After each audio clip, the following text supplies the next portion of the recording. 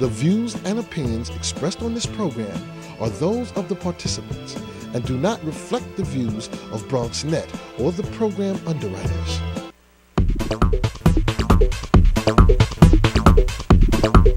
BronxNet. Your voice, your views, your vision. And hello, welcome to the one and only show that opens the Bronx and the rest of the world right to you. I'm your host, Darren Jaime, and today we'll update you on what's happening in and around our community. First up, our legal correspondent, David Lesh, will join us beginning a new series on municipal liability. Also, healthcare centers in the Bronx are in danger because of a proposal by Governor Cuomo. A member from the Bronx Health League will break it down even further for us today. Plus, Michael Dees, director of the Center for Urban Male Leadership, and two other guests will be here to discuss a major event that will help you further your education. And the Rain Centers are introducing a new initiative that will not only save energy, but guess what? Save money as well. And finally, we'll reveal to you the status of women worldwide by taking you to an event at Bronx Community College. So stay tuned, because all this and much more is heading your way, because right now, we're officially open.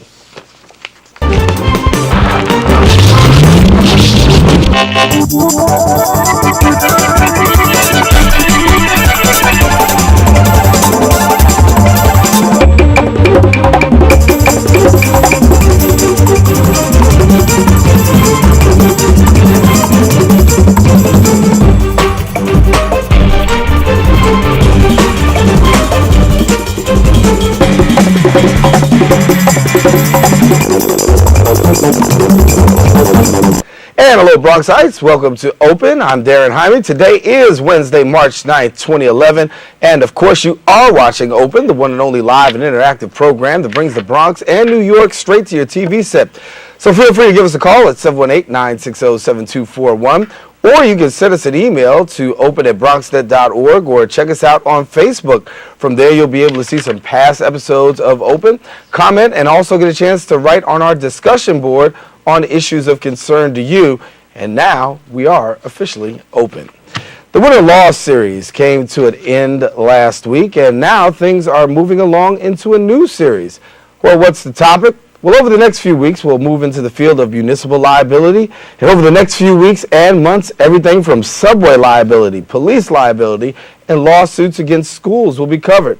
Here to begin our new legal series is legal correspondent David Lesh, and we are stopping the discussion talking about subway law. Yes. But first of all, let's talk a little sports. Let's talk a little about St. John's basketball is what I really want to talk about. I know we got Syracuse, and Syracuse is very good this year. Yes. But Syracuse is always very good. But I think, let's acknowledge that we got a good team in New York City, and I'm really excited about St. John's basketball, and maybe we'll talk in the next couple of weeks and see what happens. Maybe Syracuse and St. John's will meet in the tournament. We won't have this conversation because by next week the Big East will be over. All right, let's get back to the law. There you go. Okay, all right, so the winter series is finished now. We're starting a new series, Municipal Liability, which covers the gamut. It's going to be about a 2-month series. I'm going to discuss everything from police brutality to teacher molestation. We're going to talk a little bit about any type of accidents where you might be able to bring an action against the city of New York. Today we're going to be discussing in particular the subways. And we're talking about municipal liability. We have to understand we're not talking about suing the city of New York. This is very important for the viewers to understand. It's about suing the New York City Transit Authority. Okay, two different entities. So when you serve a notice of claim, and I'm going to discuss that in a second, it's not on the city of New York. It's on the Transit Authority, New York City Transit Authority, and you're going to be doing that on Livingston Street down in Brooklyn. Now remember, anytime you bring an action, whether it's a municipality, Manhattan and Bronx Standard Operating Authority, MAPSTOA, New York City Transit Authority, it's a 90-day notice of claim. You got 90 days from the time of the accident to file the notice of claim. And we know that there are thousands of claims. That's correct. Every year. But if you don't file it within the 90 days, you got a big problem. So you got to get it done within the 90 days. Even if you don't think you're going to have a lawsuit, file it so you're protected. You got 90 days from that particular time. Then after you file it, there'll be a hearing. It's called a 50-H hearing based on the general municipal law, where the city or the transit authority, anyone will ask you some questions. You might have an attorney, you might not. And then there'll be a physical. They're also entitled to a physical. Once the hearing's held, once the physical is held, unless it's waived, then you have the right to start the lawsuit. But without filing the notice of claim, you'll be barred. So this is very important. Subways. Okay, let's talk a little bit about the type of liability that I really want to get across. From the point that you walk into a subway, walk down the steps, to the point that you exit and leave, many things can happen to you within a subway station. And that's not even talking about the workers who are injured many times on the tracks, third rail, hit by trains. But when we're talking about the workers, you're talking about workers' compensation. Because a worker is not allowed to sue the transit authority. They're barred by the workers' compensation statute. It's a whole different area of the law. They can only file for workers' compensation, and there are charts and diagrams that detail what it is they can recover. So we're really not going to be focusing on them. So you're talking particularly passengers. Passengers, that's correct. When you walk into a subway station, the first thing that you end up dealing with are the steps and the railings. A lot of times you can trip, you can get hurt. I had a client not too long ago who she tripped and fell in a Brooklyn Bridge subway station based on broken tiles. The jury awarded her $125,000. I was able to get an independent witness to show that this area where she fell, where the cracked tiles were, had been in disrepair for some time. I had to prove what's called notice, that these subway tiles were broken for a significant amount of time, that somebody should have done something there. So notice is very important. You have to show whatever it is that has caused your injury had been in there for what in the law is called a reasonable amount of time. What's reasonable depends on what the particular defect was. If it's soda or it's garbage, well, you have to show that it was on the floor for a significant amount of time, that a subway worker should have cleaned it up. Very, very important. Right. Okay, so now you get past the steps and you're on the platform. Well, what ends up happening? You can get hurt because your foot can go down in the area between you and the car. This was happening on 14th Street for many, many years. They finally revamped the station, so there's a little bit more of a little bit less of a gap. So usually your foot can't go through there, but that was happening quite often. The doors open up. Well, what happens? Your bag gets stuck. Somebody is trying to hold the door for you. Your arm gets caught. These are injuries that can happen all the time. You got to be very careful. There's a reason they tell you not to hold the doors, because the train is on a schedule and the conductor may not see you and may move the train. Very important. Riding between cars, a big no-no. A lot of injuries happen that way. It's very, very important. Don't tell me people are bringing claims when you're riding between the cars. Well, what ends up happening is if you ride between the cars and you can't get back in, this can be an issue sometimes. You have to be able to go in and out. Now, you're not supposed to be leaving, but if you do leave, they got to give you a way to get back in, because emergencies do happen where you have to get out of a particular car for whatever reason. It could be a dangerous situation. You remember that gentleman a couple of weeks ago who was on a killing spree throughout the city of New York, and he was in the subway station, in one of the subways, and he ended up attacking some of the passengers. Well, you can bet if you're in a subway car and there's a knife wielding person, you want to get out of that car. So that's why the doors have to be open to allow you to leave and to get through. So there are claims that can be brought if you can't get out. Very, very important. Now, let's say you have an accident, okay? Because I don't have much time. You have an accident, you're in a subway station. You got to make sure you file a report. Now, some of the stations do not have attendants in the booths any longer because the transit authority has been saving money. But there's still people in the station that you can find. Okay, it's very important. And if you don't find somebody, call 911. Make sure, or at least 311, you got to document your injury, because if you leave the subway station and you call somebody within, a day or two, you can bet the transit authority is going to say that you never really got injured in that subway station. I see it all the time. So if there is no token booth clerk, for instance, if we're over, down a block and you go in, there is no token booth clerk. Next best thing is call 911. Call 311. Unless you're really hurt. If you got an injury and you're hurt, you call 911 because they'll get an ambulance for you. But is 311 going to take a report? 311 will take a report. If you ask them to send somebody, they will send somebody down. They'll document it. So at least you have it in writing, okay? And they'll take all the information down, and then you can get the records from the city. That you can do. But what ends up happening is people are in such a rush that they end up leaving, and they always end up calling, and they say, look, I don't know, if you're going to be able to help me, but I was badly injured in the subway station, but a report was never taken. Well, you got to take the report, because then an attorney or somebody can go with you at least and see, based on the report, exactly where it was that you fell, where it happened, because you might not be able to show exactly where it happened, but the report will be taken. Transient defects. like I said, there could be newspapers or something else that should have been cleaned up. You've seen it all the time on the subways, and they should have taken the time to clean it. Well, if you don't take pictures of it or anything, and everyone has a camera phone now, so you can't tell me that you don't have access to some type of device that can document the defect. You're not being accurate, because you're allowed with your phones downstairs in the subway. Take a picture of it, whatever it is. You have it, because I am telling you, once that action's brought, once that hearing is held, the transit authority will say, no, this wasn't us. You didn't get hurt here. You got hurt doing something else, and you're blaming us, because it's their duty to represent their clients, the attorneys for the transit authority, to try and prevent you from getting any type of compensation. That's the way it works. Now, there are a lot of frivolous cases out there, so if you're thinking about that, don't.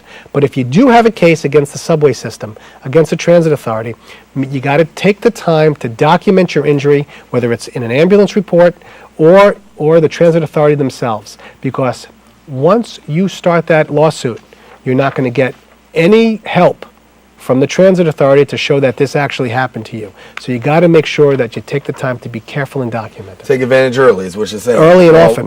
All right. And make sure you have your camera with you. Camera or something to document it. Well, everybody's got a camera phone these Right. days. All right. Okay. Dave, thanks a lot. See you next week. All righty. See you next week. David Lesh, and as always, you can catch him on Bronx Legal every week, giving you some new information in regards to legal tips. Well, we got to take a quick break, but coming up right after the break, a representative from the Bronx Health Link will join us on set to discuss a controversial proposal by Governor Cuomo that he's attempting to bring to the table. We'll talk about that when we return right after this. All right. Hi, I'm Sonia Richards of the 2008 U.S. Track and Field team. I'm here Who with are my we? friends Who from are Jane we, and the baby? Dragon to say The amount We just talked about Mike So Moses. keep when he portions left. under control. when you're on the go, there's nothing better than a healthy snack to give you a boost. But remember, portions count too. I love fast food. Fruit, that is. It's the perfect size and great to eat on the fly. You've got the idea. For fun ways to get healthy, visit www.smallstep.gov. How you doing? I just want regular, no sugar today. You got it. Thanks. Hello. Hi. Did you eat that whole thing today? Yeah.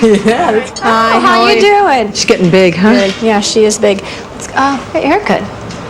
Yeah. Yeah, looks cute. Come on, let's go. Nice to see you. Thanks a lot. If only child abuse were this easy to recognize. If you even suspect abuse, call 1-800-4-A-CHILD. All calls are anonymous and confidential. Trust your instincts. It's the 6th annual Viva Bronx Festival. Sunday, October 3rd at Hostos Community College on the Grand Concourse. It's a day-long, fun-filled family celebration featuring a musical salute to the king of Latin music, Tito Puente, along with performances by Águila y Plata, Nostalgia de Mexico, and many, many more. It's music, dance, food. It's the 6th annual Viva Bronx Festival, Sunday, October 3rd.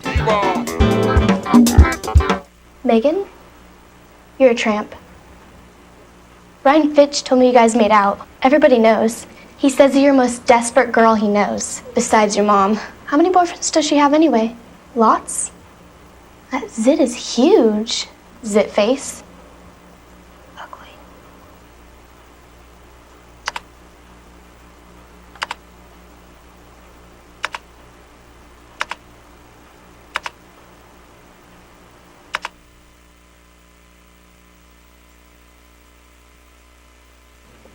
And welcome back here to Open. Darren Jaime here with you, and so glad that you're sharing with us on this beautiful Wednesday. Well, recently, Governor Andrew Cuomo has made proposals that could damage the health care in the Bronx with a proposed $2.3 billion cut in Medicaid spending, jeopardizing health care centers in the Bronx and New York City. This move could cripple so many residents since Medicaid covers about 4.7 million, I should say, poor and disabled residents, in which New York State includes 21% of Bronx residents. Bob Lederer, a researcher and policy analyst from the Bronx Health Link, is here to expand on what this issue means and what these proposals will actually mean to the community. And Bob, welcome back.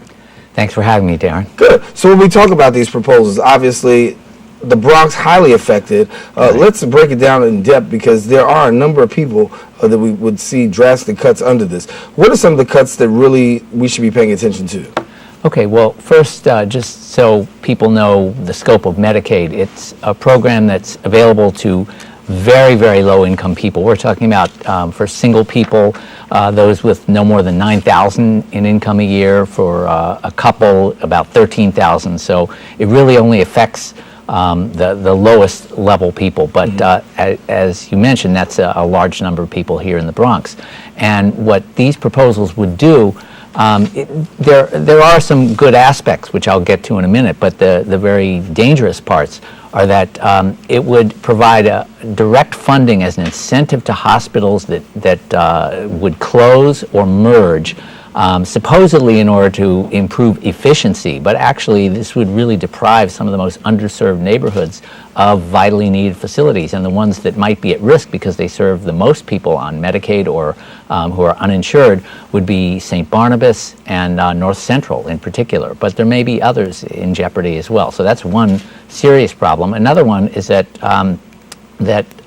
consumers would start being charged co-payments.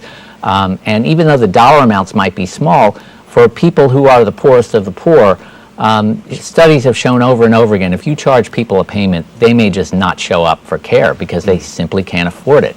And that's a real serious threat for people who already don't have enough access. And even in dental, from what I understand with the proposal, you have some concerns because even there's going to be some reduction in dental costs or payment for dental costs. Right. I mean, this is a problem with the whole current system is that the reimbursement rate, the rate that the doctor or the dentist gets for providing services to people on Medicaid is already very low, much lower than private insurance. So now Governor Cuomo wants to cut that yet further. And dental services are already very difficult to come by for poor people in the Bronx, and this will just make that worse.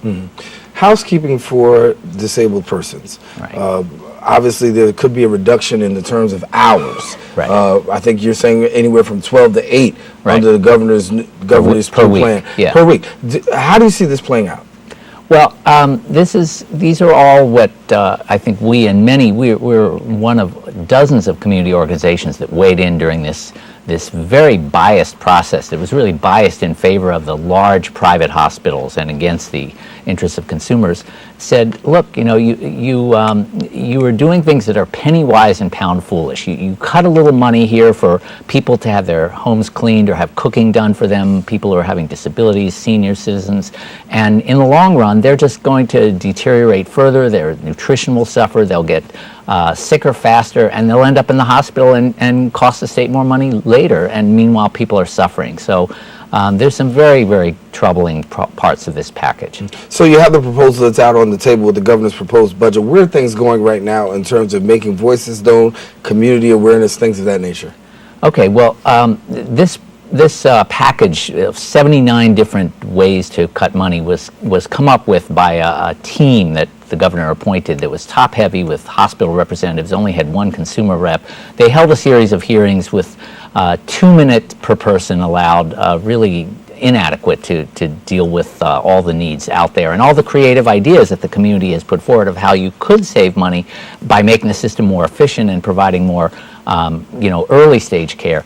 But in any case, what's happening now is the governor submitted this as part of the budget to the legislature, and they're supposed to act within the month, one way or the other, on this package of a lot of different ways to cut back access, and we are hoping that people will really contact their legislators and say, don't cut basic services and access to services for the poorest among us. There are about 79 proposals, and these 79 proposals come from this 27-member redesign team that the governor has assigned. Your thoughts about the redesign team, first of all, and the process. Do you think that it was fair and adequate in what the redesign team was able to come up with? Yeah, absolutely not. As I mentioned before, of the 27 people, one of them represented consumer interests, a large coalition that the Bronx Health Link is part of, 133 agencies around the state, and she was completely outvoted and outgunned by the representatives of the big hospitals. Also, there were only about, I think, 4 people of color out of this whole group, and obviously people of color are the overwhelming majority of those who are living on Medicaid. And in terms of the process, there were just repeated broken promises about we're going to take community input and really take it seriously. And then when these hearings were held with this untenable 2-minute limit and with just kind of difficulty for really everyone to express themselves, then the suggestions weren't even all reflected on the official documents of the redesign team. Well, there were some people who said actually the 2-minute limit was not fair because it didn't give people an opportunity to really say all that needed to be to be said. But then on the other side, they say, listen, well, we got to get everybody in so that we can hear your thoughts about the whole 2-minute controversy.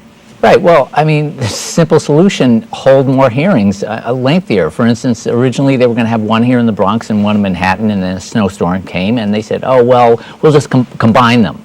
They didn't need to do that. They could have allowed more time. But just the last part of the process that was atrocious was that on the night before the vote was held by this panel on 79 different ideas, that was the first time they saw the list of 79 and had a chance to look at them. And they said, come on. Several of the consumer rep and some of the elected officials said, come on, we can't work this fast. We were promised that there would be 3 days of meetings stretching over a 5-day period. There'd be a chance to go back to consumer groups and get some feedback and really have a deliberative process. And all that was aborted suddenly. Oh, no, we must take an instant vote. And the governor had a press conference already pre-planned that same day. I'm here to announce this excellent package of 79 proposals. So it was ramrodded through. It was really a setup job. I want to bring attention to this before we wrap up. And I know one of the major concerns that people had was the fact about this medical malpractice. Right. The fact that there would be a cap that's actually instituted on medical malpractice, not giving much deference to a patient who could honestly be a legitimate victim of medical malpractice, but then capping off an award. I know that's something that you guys really are against and not speaking in favor of. Very strongly against. It's $250,000 in what are called non-economic damages, but there's a reason that many consumers, when they argue or their lawyer argues their case to a jury, that they end up with more than that, and sometimes in the millions, because their lives are totally ruined and transformed by the negligence and mistakes of doctors and hospitals. And particularly, there's a fund that would be set up for infants who suffer neurological damage. That's shifting the burden onto the state from the hospital that's responsible. And in any case, there's still a cap on whatever other kinds of expenses the family may endure. They're just out of luck, and the hospitals will say, the New York Times estimated last week, maybe $700 million a year from this, and that's money that really rightfully should go to consumers who've been harmed. Mm-hmm. Bob, where can people find out more information about this, and how can they get in touch? Yeah, we'd love to be in touch with people who want to join us in advocating for the right kind of a package to save money, and the Bronx Health Link can be reached through our website, www.bronxhealthlink.org, or by calling us at 718-590-2648. Okay. Bob Lederer, thank you so much for coming and sharing with us. Thank you for having me. And of course, we will continue to follow this as much of a lot of the governor's budget has been discussed here on the show. Thank you so much, Bob. Okay. Well, we encourage you to stay with us, because up next, do you know how to strengthen your education to accomplish your goals? If not, learn about an event that will teach you more. But before we take that break, celebrating 85 years of exemplary service, Vision Services for the Blind and Visually Impaired hosted its annual award ceremony and luncheon at the F.J. Pine restaurant in the Bronx, better known as Frankie and Johnny's. Our reporter, Sylvia Anglin, has more. Vision Services for the Blind and Visually Impaired, celebrating 85 years of exemplary service, held its annual luncheon here at the F.J. Pine restaurant in the Bronx. An award ceremony honored exceptional individuals for their dedication and support for the blind and visually impaired throughout the borough. Everybody just joins in once a year so that, we can give out to the community. It's a path to the future. Helping over 5,000 New Yorkers alone last year. With constant talks of cuts in healthcare, this organization has stepped up to filling the void citywide and here in the Bronx. We are an organization of veterans helping veterans, and Visions is on that same level. It's all about giving and helping others. The event was emceed by Bronx Talks' Gary Axelbank, who is also a past award recipient. In this day and age, when things are very, very difficult, when budgets are being cut, it's a great relief to know that a group like Visions is still committed, is still providing free services to people who are in need, and their services are extraordinary. Having a parent and an aunt who is blind, award honoree Cheryl Simmons Oliver recognizes the needs for the services offered by Visions. People are blind, that people are visually impaired. They're challenged in that way. And as a society, that's not something that we think about unless it comes close to home. But it gave me the opportunity to serve, and service is what I do. And the honorees included a decorated veteran, a senior policy advisor for the office of Congressman Jose Serrano, and a non-for-profit Hispanic health plan.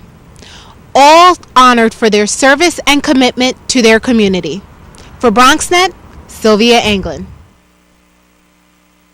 To open, Darren Jaime here with you. We're at live interactive show. So remember, join the conversation by calling 718-960-7241, or you can email us at open@bronxnet.org, and we of course will open up that email right here on the show. Well, we want to tell you on Wednesday, March 16th, here at Lehman College, the Lovinger Theater, the Urban Male Leadership Program is going to be hosting their 3rd annual CUNY Educational Summit, and it's going to be called Strengthening Your Education to Achieve Your Career Goal. It's going to include keynote speaker David Banks, who's the president of the Eagle Academy Foundation and the founding principal of the Eagle Academy for Young Men. And joining us now to tell us a little bit more about this is the director, Professor Michael Dees. And with him also is Clifford Marshall from Bronx Community College. And we welcome them both now to the show. And guys, good to have you. Nice to have you. Thank you. Seems like another, you're good back again, right? Yes, always. And a new initiative? Yes. Okay, let's talk a little about it. Well, I just want to first open and say that the City University of New York Black Male Initiative, myself and Clifford Marshall and Sandy Figueroa, who could not be here today, we are part of the Black Male Initiative, and so what we generated since 3 years ago is an educational summer where we can come together, work together to help strengthen students such as more Black and Latino men, pipelining them to the college arena. And so with that, we created and collaborated a educational summit. This year, I'm very excited about the summit because we talk about pipelining, Darian, students who we really know nationwide have some real urgent issues with education. Just last year, a Shock Foundation report stated that Black men and Latino men, 24% were not even graduating on time and were not even passing their Regent exams. So with this educational summit, this summit is geared to empower students from all over, but we somewhat have our catchment area in the Bronx area, strengthening Black and Latino men, but populated for all students as to how the importance of from community colleges, middle schools, high schools, pipelining to community colleges, pipelining from community colleges to four-year colleges, and then from there going on beyond to grad school, med school, and law school. Cliff, how do you think this is going to make the difference in the lives of young people? Well, you know what's going on today in our society. Our young men, especially, are just not attending school the way they should. So this third year is pivotal for us because right now I just heard a statistic that the crime rate in the Black and Latino community has gone up like 60%, and it's all due to the recession that's going on. I mean, people got to find jobs. There's no jobs out there, so we encouraging these young people to come to school. Give us an opportunity to show you what you can do in order to move up in society, in order to move into the middle class, into the upper class, and those things will come when you get an education. We all got educations here. We understood. We always from the hood, and we did what we had to do to get out of the hood, which is through education. Everyone is not going to be a famous entertainer or a famous ball player. I mean, you play ball and stuff like that. That's right. But come to school, get an education. So this educational summit for the last 3 years have changed many lives. A lot of kids will come to our educational summit and they leave there and their eyes is awakened because now they understand that, I can go to school, have a good time, and come up with some great ideas, and I can make a life for myself. So Darren, we encourage everybody to come on out and please come hear what we have to say. Meet some great individuals. We got this gentleman, David Banks. I don't know if you met him. Outstanding individual, has created an all-male school here in the Bronx, and now it's taken it nationwide. doing some great things. And if you never heard David Banks speak, you definitely need to be there to hear this. Yeah, he's really a powerful guy. And also to let people know, Mike, there are going to be some workshops. Absolutely. So people will be able to take part, not just also hearing David speak, but there's also the workshops. We'll talk about a couple of these workshops because there's some things that you really want to address, and one of those is aligning yourself to your college major to your career goals. Because a lot of people have career goals, but they don't match up educationally. Absolutely. And I think that what's really important too is looking at the financial aspect, because a lot of young people, and more so men of color in our communities, they feel that they do not have the resources for college. So at some point they have these far-fetched dreams. Well, I'm going to go in to do this and to do that. But we really want to have workshops to generate young people to understand, what is your major? What career goal? How can you align that with what you really want to do outside? We have so many young people, I want to be the next big P. Diddy or the next Dr. Dre, and that's great, that's fine. But they too had to understand that there was some educational resource that they needed to connect with big corporate America. So all of our workshops, how to transition, how to really align your career goals. Because even students now that walk this campus, Darian, when I sit to them, I say, please look at the New York Times, look at to see if you graduate or when you graduate,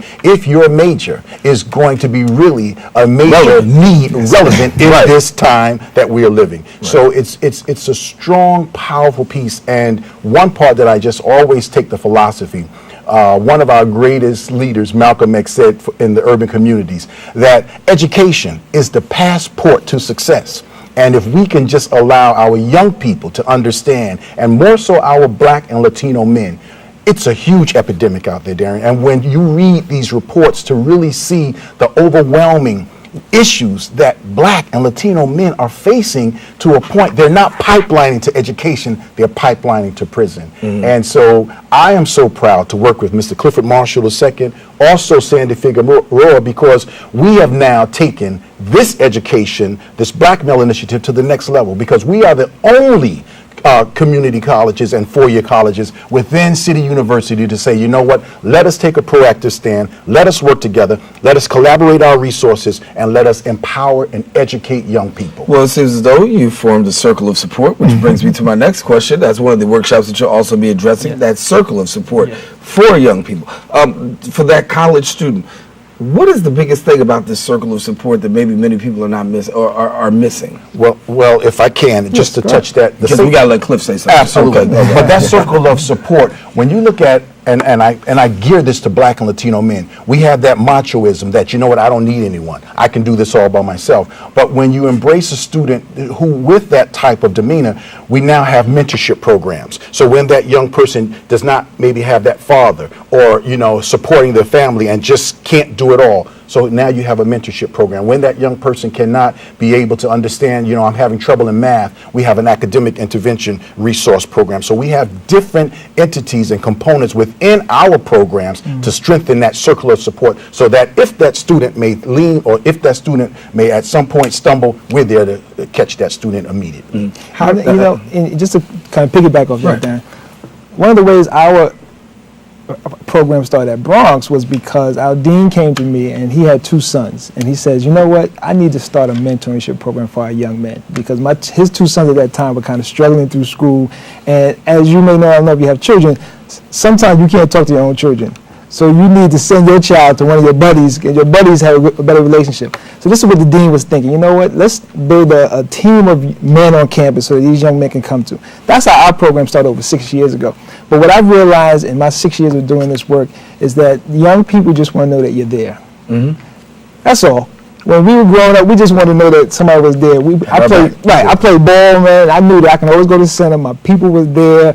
My coach was there. They was giving me advice. So what I've created is an entity at Bronx is that, you know what, I don't care if I ever have any funding. I'm going to create a place where, if you need help as a young person, you need to talk to someone, I'm there. And once they know I'm there, now you start to see their eyes light up. They want to talk about different aspects of life. Then we can talk about, what do you want to do after you leave school? And let me see if I can help you and guide you. I'm not trying to send you into a particular place. I want you to tell me where you want to go, and let me see if I can give you that assistance. And we want to encourage you, Wednesday, March 16th, taking place at the Lovinger Theater right on the campus of Lehman College. You will have the opportunity to be a part of this. So we're encouraging each and every one of you. It's the 3rd annual educational summit, and it's strengthening your education to achieve your career goal. And so talk about past performance. I mean, you guys have done this for a while and have seen tremendous success.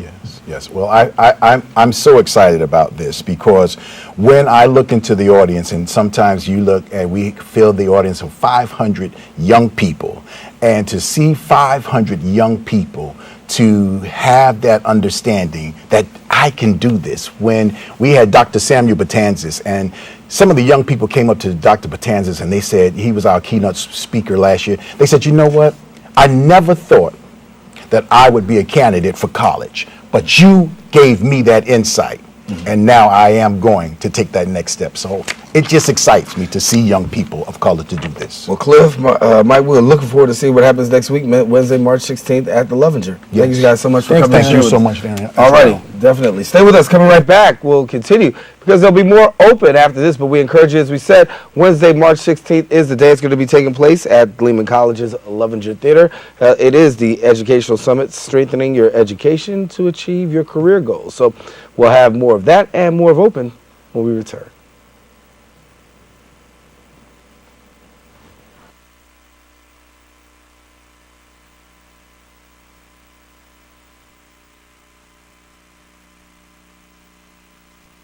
By the close of 2009, we will have trained over 200 students just this year alone. We are committed to not only providing these students with the technical training, we're also committed to providing them with access to professional people that will hopefully not only shape them professionally, but personally as well. About half of those students are high school students. They are the future. We want these kids to go to college. We want these kids to have professional careers. We want these kids to say, I grew up in the Bronx, I went to school in the Bronx, I got trained in the Bronx, and look at what I've accomplished. When they come to us, a whole new person is born. When I see these kids come in and they can't tell me what they're interested in, and 3 weeks later they're doing camera and floor managing and audio, when I see them tell me I'm going to college in the fall, that to me is a success. We are successful, we are committed, and we hope to remain so. Thank you. Thank you. Voice your support to keep the channels open and strong. Online, visit bronxnet.org and click on Support Public Access Television and sign the letter to your local representatives. Our voices will be heard. Let's keep the channels open and stay Bronx strong.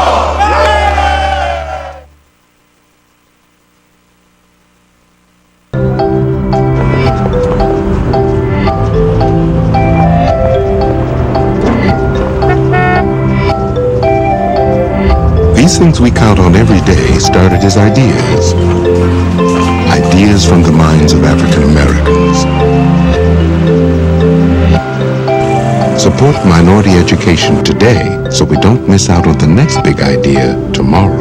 The United Negro College Fund. A mind is a terrible thing to waste. And we're back here on Open. Darren Hyman here with you. Remember, you can give us a call at 718-960-7241, or feel free to check us out on the web at www.bronxnet.org.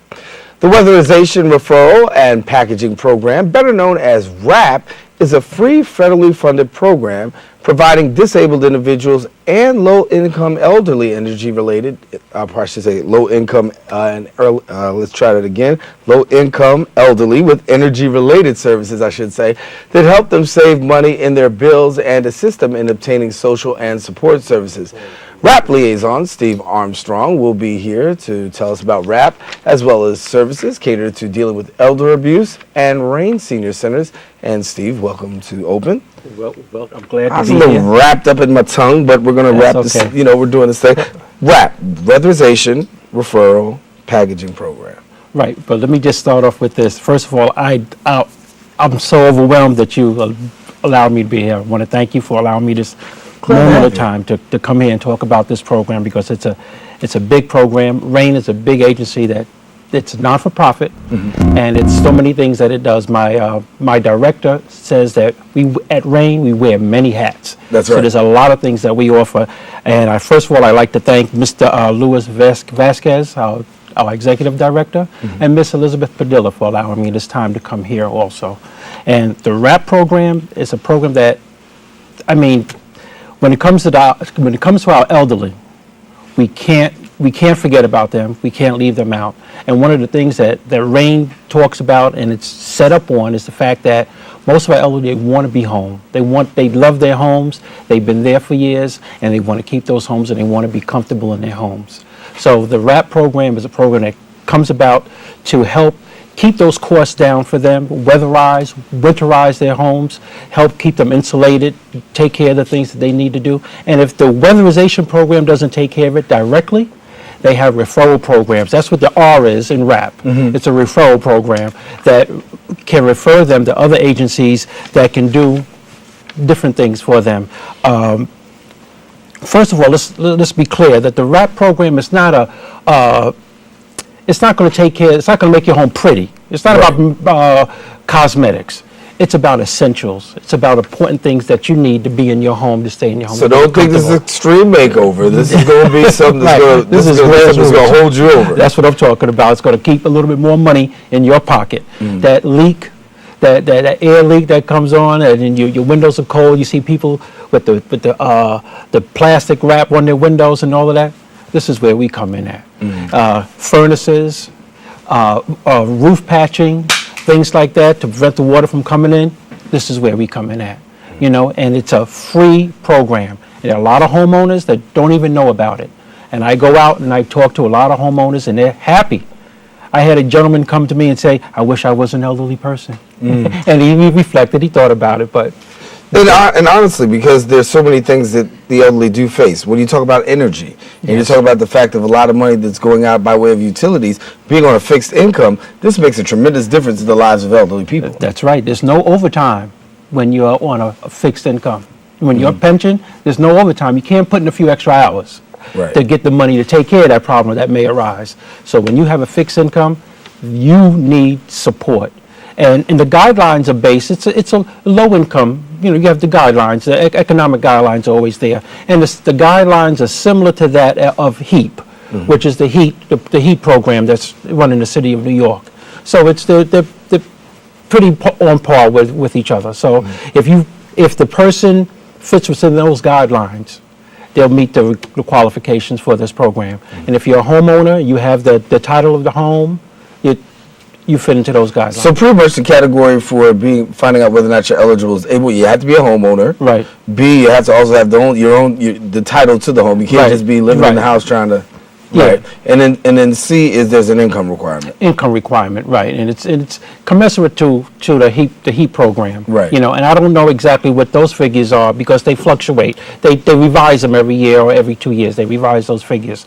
So they fluctuate, and it has to do with the family size also, because those figures will vary in fact. I want to talk about some of the things that people do qualify for. So if they are eligible, what are some of the things? Because we talk about roofs, we talk about walls, you talked about, lighting. Lighting, we do electrical, but see, that's another aspect of the program. We have Restore under the RAP program, and Restore actually takes care of emergency work that needs to be done. If your boiler says no, boilers and heaters sometimes, when it's the coldest day of the year, say no. They'll have someone come out. You can also call 311, but you can get in contact with. If you're in our program, we can take care of that. Siding. I have some notes here. Plumbing and electrical work. There's also sewer lines. Because sometimes the problem may not be, in fact, in the house. It could be the sewer line out in the street. There's also an empowerment program where we use energy efficient light bulbs that we will install in the house, and refrigerators under the empowerment program. And like I said, a big part of this program is the R in the program, in the RAP program. It's the referrals, because if we can't take care of it directly, we have other little connections that a lot of people don't know about. Talk to us about the senior. Maybe there's a senior that's watching, disability, they're disabled. Well, some people that are disabled. Another part of our program is the access program. We have that where we can take the stairs out, put a ramp in, So somebody's in a wheelchair, they can get to it. Handles, transform some bathrooms to some degree.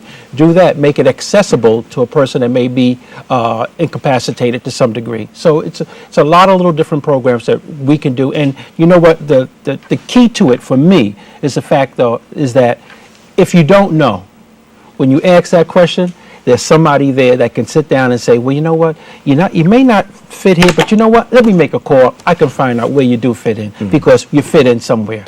Before we get out of here, I want to have the opportunity to share, at least with our viewers, because there might be someone out there that cares for a senior, right, has some concerns, because, you know, you have programs like this, and we know that you're legit. But there's so many people calling. That's right. Elders at this time of year, trying to take advantage, scams, things of that nature. Right. And I know that you guys deal with elder abuse as well. Yes. We deal with the elder abuse, and that's where I started. That's where I got my start with RAIN, working with the elders. And we offer a wide arrangement of different services for the elders. We go out. I'm an outreach worker. I go out and I'll go to the different senior citizen centers and talk to them and explain it to them. And some people are still surprised. Some people don't want to hear about it. Go out there and we talk to them and tell them what exactly elder abuse is, how it presents itself, and how they may overlap. There are different types of abuse, because most times when we think about abuse, we think about physical abuse. Right. But there's also belittling, emotional abuse, there's financial, there's exploitation. And it could happen through the mail, it could happen over the phone. It can happen with, a lot of times we find out that it happens with someone that you love, your grandchild, your son, your you know, things like that, people that are close to you. We find out that a lot of times it's them that may be the ones who causing it, and may not even be aware that they're doing this, you know. But there are a lot of elderly people who are suffering under these things, and we're there to support them. We offer all kinds of services. We will change the locks on the doors, orders of protection, escort service. We offer a full arrangement. We have assurance calls. We have case managers who go out and assess the situation at home, and we'll call them to make sure that they're okay. We'll call them every day. Hey, Miss Johnson, how are you? You know, so it's a thing that it's a multifaceted agency that works, and we do our best. We work with the assistant district attorney. We'll get out there and we'll prosecute. If we find that someone is liable, we'll take care of that. We will relocate a person.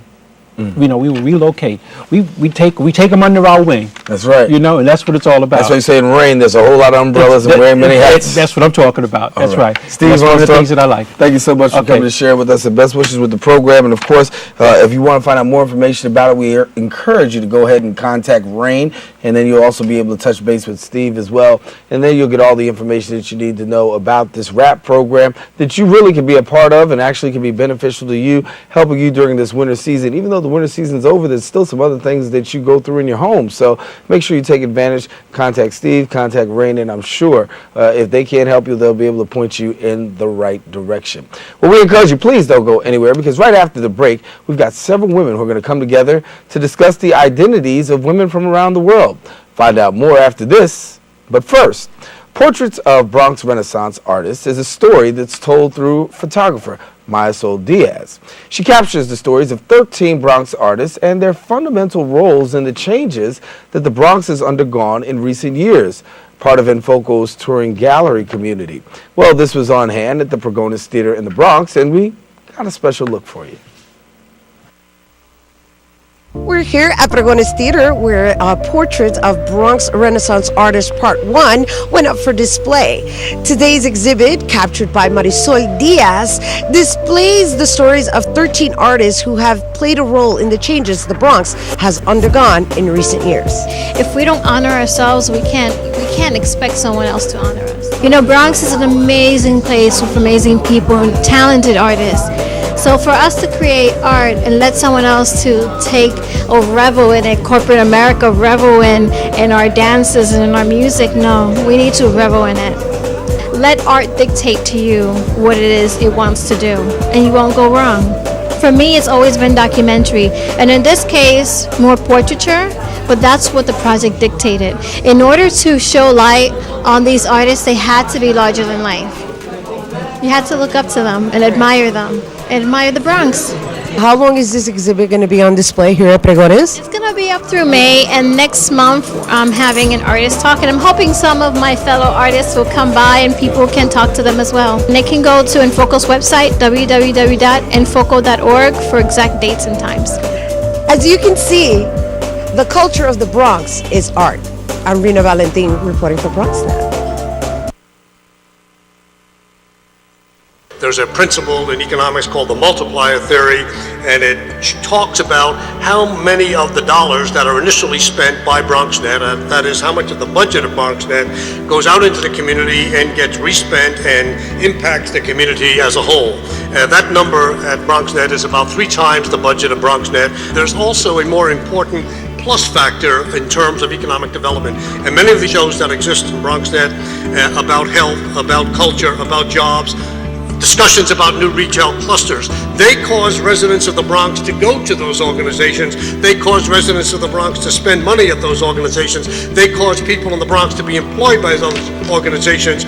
In addition to that, BronxNet trains a tremendous amount of people, 17,000 interns over the last 10 years or so, another 4,000 people in its training program over the last 6 years, and dozens of former BronxNet interns at ABC, CBS, NBC, and other organizations like that. Voice your support to keep the channels open and strong. Online, visit bronxnet.org and click on Support Public Access Television and sign the letter to your local representatives. Our voices will be heard. Let's keep the channel open and stay Bronx strong.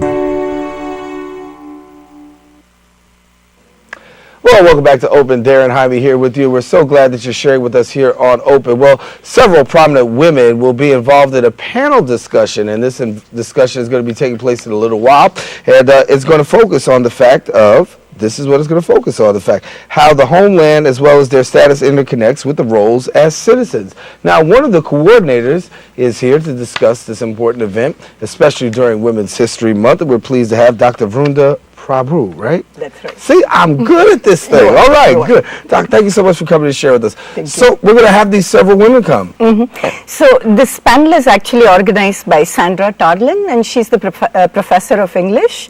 And her idea was that she should get professors on campus whose work intersects in the community as well as on campus. So I'm one of them, and then there are 2 women from Iran. One is a professor from our college and one is from Lehman College. And then there is a person from UNICEF who works, who used to work in Afghanistan and still works there, and a person from Pakistan. So there are 5 women, and we are going to be discussing our work in the community and on campus. So what do you think is going to come of this conversation? What are you looking forward to have? I think it will be very interesting because all the women are from one part of the world, you know, similar countries which are very close together. And I think that all of them have been in the United States as well as working in their own countries, and they have these perspectives from different parts. So I think it's important that these perspectives, which generally don't get aired, I feel, would have an opportunity. So you'll have an opportunity to share various different perspectives. Yes. What do you think some of the things that are going to come out of this conversation? Because obviously when you have people from these different homelands, and it's in some ways they're a centralized region, but yet and still there's a vast difference of ideologies, and not just ideologies but experiences. Yeah, and I think the experiences is what is most important. In certain sense, we are not coming in as experts on on status of women. I mean, who are we to say status of women in general? We are coming in more from the point of view of where our work has taken us. So I myself, for example, I've been a teacher researcher, a mathematics professor in the Bronx for almost a decade, and it was my teaching in calculus classrooms that got invited into the community in Tamil Nadu, India. And this was just a little bit before the tsunami. So it is strange in some way that there are several things happened, and our involvement with extremely marginalized communities began in Tamil Nadu, India. And this started in the tsunami region for about a year, and when those schools closed down, then at the same, almost at the end, October of 2005, we were invited to another community on the other side of Tamil Nadu, and these are what is called the Arundhatiyar communities, which according to the caste system are out of caste. And so they are extremely marginalized on several accounts. So we start working with these communities, and first our intention was always teaching mathematics because that's the only thing we know how to do. But then we find that everything has to be participatory, and we are learning from them. So they, along with us, start certain initiatives like Montessori for mothers, and we can bring certain things that we do work in the community back here, and we can take what we learn from here back into the community. So what is the role of women in all of this? I told you that these are, even though caste is banned by law, it's difficult to ban these things from people's minds. Absolutely. And so in the pockets, in the isolated pockets in the village communities, there is a very different law that operates than what the standard law is. So in the beginning, I myself, for example, used to say, don't you know that bondage, which is another name for slavery, is banned by law? And they would say, yes, of course we know it's banned by law, but we have to live in the village. And so there are many things that, even though the conditions are so difficult, what we have been able to see about women in particular has been so enlightening in some sense that it is difficult to see it amongst indoctrinated cultures in some sense, that we are used to seeing and speaking in a certain way, that when we do get some freedom, we tend to use it in certain ways that is already dominated by culture. Well, let me ask this. Is there a huge difference when you talk about, because here in the United States, you can have women say, listen, there's a tremendous amount of gender bias that goes on. Women are not treated fairly, whether it's, financially, economically, in the job, there's this whole gender bias. When you're in other countries, such as, your homeland, and what we're going to hear from these women, at this particular conference, what is the difference between the United States woman and maybe if you could tell us the difference of some of the other women, the homeland of where you're from as well as from others? Well, I can only talk about this one community that I worked with very closely and still work with. And I think what is very, very refreshing there is that there is one woman in particular who has set up about 250 or more self-help groups.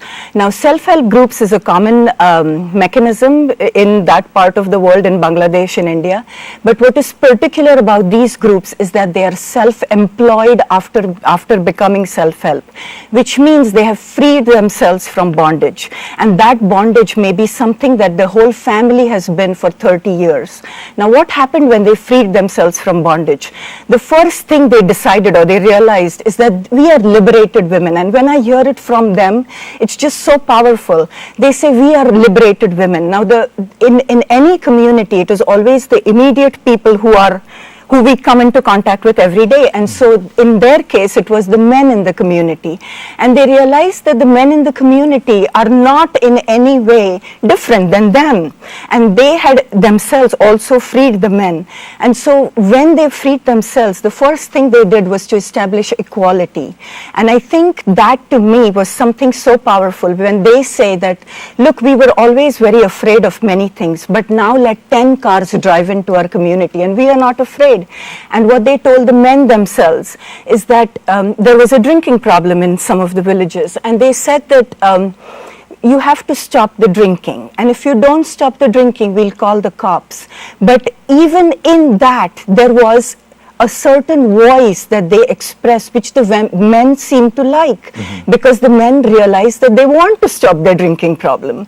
And so there became a connection between the men and the women based on equality. And I think it happened because they were so isolated from everything else. So their isolation helped. Let me ask you this, as we get ready to bring things to a close, where are people going to be able to find out about this, beautiful discussion with all of these women coming together? Let's give them the time and the date and how they can get in touch with you. It is going to happen on March 15th at the Bronx Community College in the Playhouse Theater, and it will happen from 2 to 4. All righty. Well, thank you so much for coming to share. Thank you very much. Hope they'll come out and check it out. Thank you. All righty. Well, that about wraps it up for this particular segment, but most of all, it wraps it up for the show.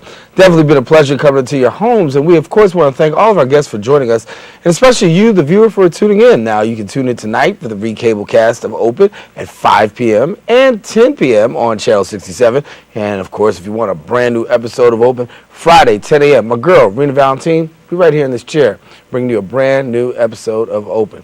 Until then, we encourage you, keep your hearts, your minds, and this channel wide open. I'm Darren Jaime, signing off until the next time we meet. Sounds like it's going to be a very interesting conversation.